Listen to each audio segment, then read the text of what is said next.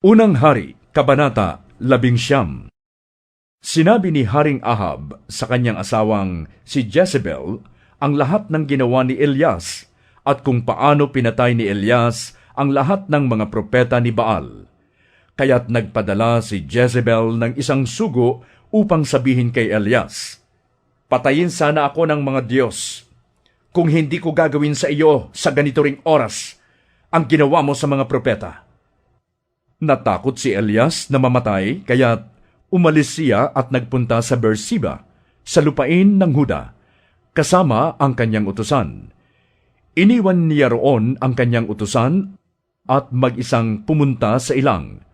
Pagkatapos ng maghapong paglalakad, ay naupo siya sa lilim ng isang puno at nanalangin ng ganito, "Yahweh, kunin na po ninyo ko.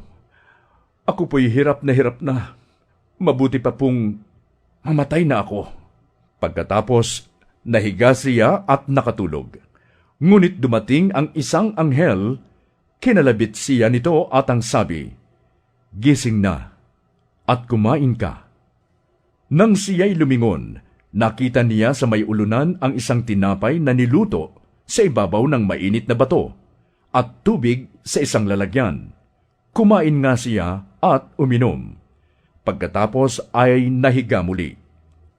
Ngunit bumalik ang anghel ni Yahweh. Ginising siya muli at sinabi, "Bumangon ka at kumain. Napakahaba pa ng lalakarin mo." Kumain nga siyang muli at uminom. At ang pagkaing iyo'y nagbigay sa kanya ng sapat na lakas upang maglakbay ng 40 araw at 40 gabi hanggang sa Sinai, ang bundok ng Diyos. Pumasok siya sa isang yungib at doon nagpalipas ng gabi. Walang ano-ano'y nagsalita sa kanya si Yahweh. "Anong ginagawa mo rito, Elias?" Sumagot si Elias, "Yahweh, Diyos na makapangyarihan sa lahat, ikaw lang po ang pinaglingkuran ko sa tanang buhay ko.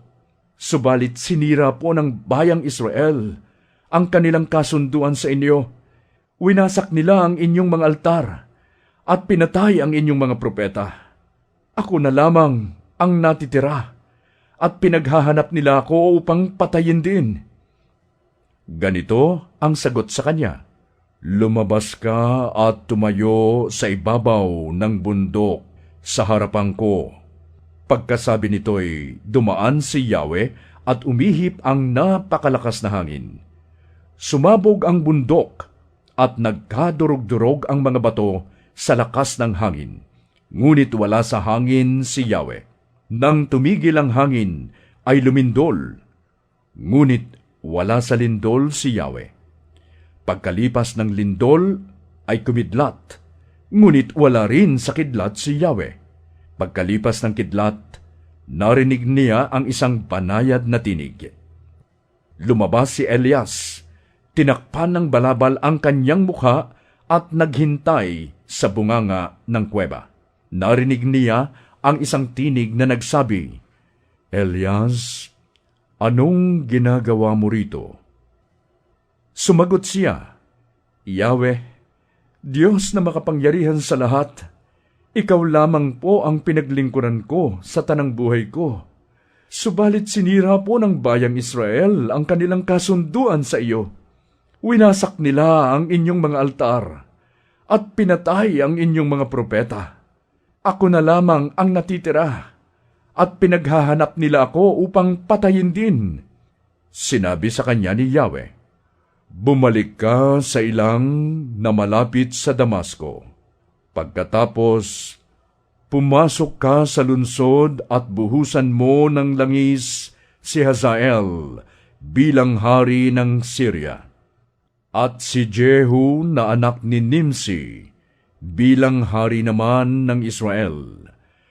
Buhusan mo rin ng langis si Eliseo na anak ni Safat na taga Abel Mehola bilang propeta na hahalili sa iyo. Ang makaligtas sa tabak ni Hazael ay papatayin ni Jehu. Ang makaligtas naman sa tabak ni Jehu ay papatayin ni Eliseo. Ngunit 7,000 sa Israel ang ililigtas ko, ang mga taong hindi lumuluhod kay Baal at hindi humahalik sa kanyang imahen. Umalis si Elias at natagpuan niya si Eliseo na nag-aararo. 12 pares ng toro ang ginagamit niya at kaagapay siya ng huling pares. Pagdaan ni Elias sa tapat ni Eliseo, inalis ni Elias ang kanyang balabal at ibinalabal kay Eliseo. Iniwan naman ni Eliseo ang mga toro, humabol kay Elias at nakiusap, "Magpapaalam po muna ako sa aking ama't ina, at pagkatapos ay sasama na ako sa inyo." Sumagot naman si Elias, "Sige, umuwi ka muna." Umuwi nga si Eliseo. Nagpatay siya ng 1 pares na toro at iniluto. Ginamit niyang panggatong ang mga pamatok at mga araro.